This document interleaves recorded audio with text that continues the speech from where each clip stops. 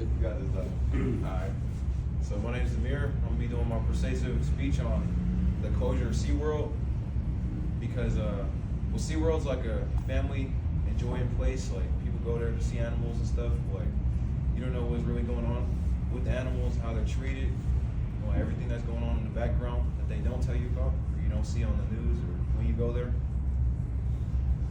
So a psychological example of how they psychologically abuse animals is like, imagine they put you in a box like a pool with like a cover over it, and then they put some metal in it, and they don't let you leave at all for your whole life. Like, wouldn't that like mess you up? And that's what they do to like whales and like other animals and stuff. So yeah, that's not logical, bro. Like that's not humane. That's not like it's not what you do to people, especially animals that you don't own, that you steal from the sea, that you bring them into your company.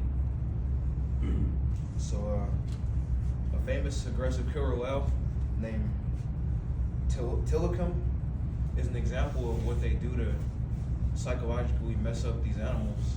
So like they took him from his mother when he was like born for like a year. They took him out to sea, they put him in SeaWorld, they locked him away for like his whole life. So in 1991 of February, he killed this trainer and marine biology student. She was part-time at the SeaWorld land. So like they were doing this stunt and she put her arm, she kind of fell in the water, and then he dragged her and then he drowned her, bit her arm off, and she's dead. So you can't blame that on the animal, you gotta blame that on SeaWorld because there's no book, there's no record of a wild animal killing a person, especially an orca. Like that's all because of SeaWorld. Locking somebody up can drive anybody insane, including an animal who's intellectually, I said that wrong, but they're smarter than us. So to lock somebody up like that and just do the things they did, it's basically slavery. SeaWorld has also brought in animals who are known to kill, and they didn't tell their workers, like new trainees, there's no videos of records. They didn't show anybody those videos. So basically they hire somebody without telling them the full description of the job, and that's not right. SeaWorld has a long list of cover-ups in regards to animal abuse. They don't tell you the full story ever because they want people to keep coming, get revenue by painting this family-friendly image. John Hargrove, a former trainer of SeaWorld, regrets his time there, so he wrote this book about the horrors of the behind the scenes, including like SeaWorld swinging death stories, like the causes of deaths that animals killed their trainers.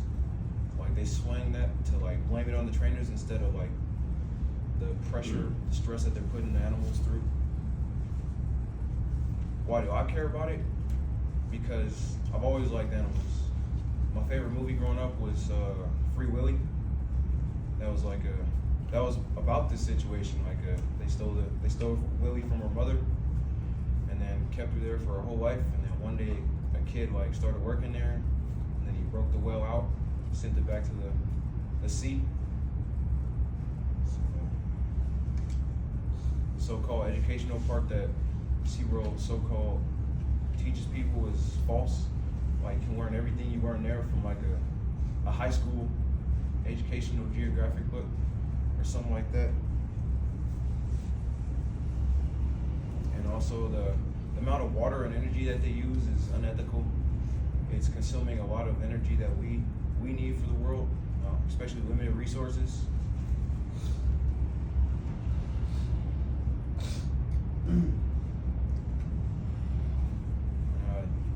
Displacing animals from their habitats is ecologically consuming, messes up their natural habitats, also their minds. Like you're ripping somebody from their home and then putting them in basically a prison, and you're forcing them to do what you want them to do.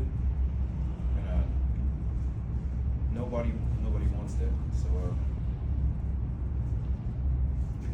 my closing quote is SeaWorld didn't become a company worth 2.5 billion by their choreography. They built it on the backs of killer whales. And, it basically sums up this speech.